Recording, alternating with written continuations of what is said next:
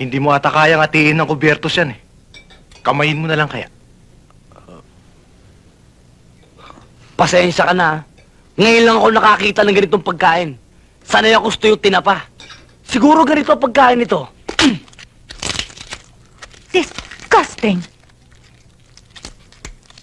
You only feel better when you see him feel worse. Ano bang klaseng tao ka? Shut up! Natatandaan mo ba nung una nating na-encounter ito eh? Trouble ang ibinigay sa atin to. Bastos to eh! Ikaw ang bastos! I said shut up!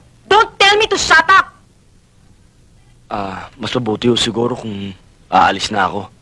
Maraming salamat ho sa imbitasyon nyo. Sige ho. Maswerte ka.